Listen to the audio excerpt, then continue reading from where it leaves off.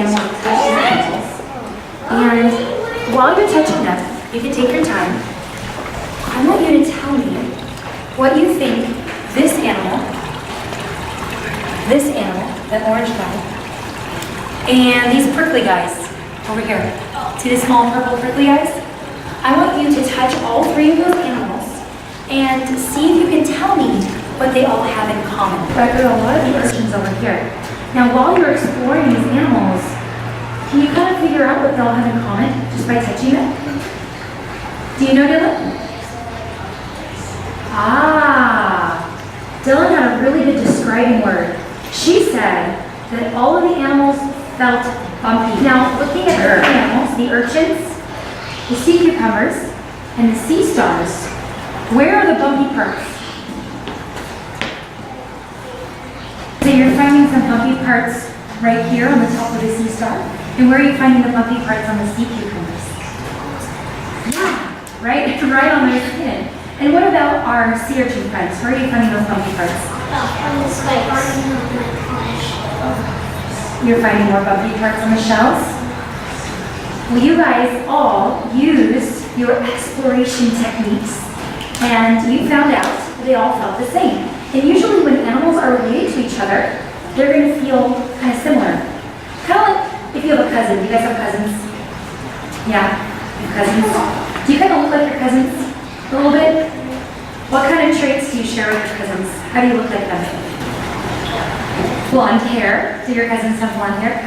Not all. Not all of them? What about your eye colors? Are your eye colors kind of similar to your cousins? Yeah?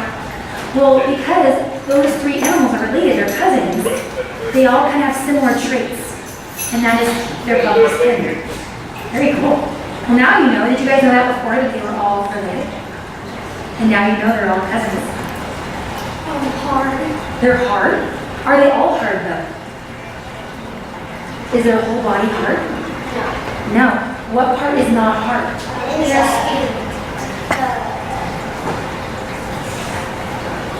Inside the shell, right? That's not very hard. Well, using your observation skills and touching those animals, what animal do these guys remind you of that you can find on the land that maybe have the same traits? So Dylan said turtles, and Lucas said sand crabs. Why did you say that? You guys are kind of thinking of other ocean animals, right? Let's kind of switch our brains and think of an animal. I'm sure you've seen a lot of them in your life that may look like these guys, but live on the land. I think you're onto something. I think you're onto something.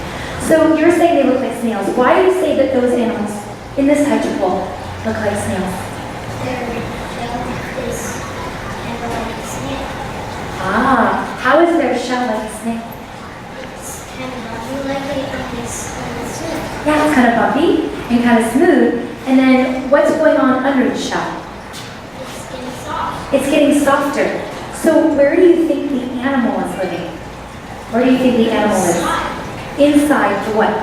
Shell. The shell. Very much like Snail. a snail. That's right. You think a land snail and these animals could be related, right? Even though but do you think some snails do live in the ocean? Yes. Have you seen? You've seen sea snails. Okay. Now picture a sea snail in your head and look at these animals. Do you think they look a little similar? Do you think not really? By gathering that evidence that they have kind of the same characteristics as a land snail, they have a shell and they have a soft body under the shell. Do you think that these could be sea snails?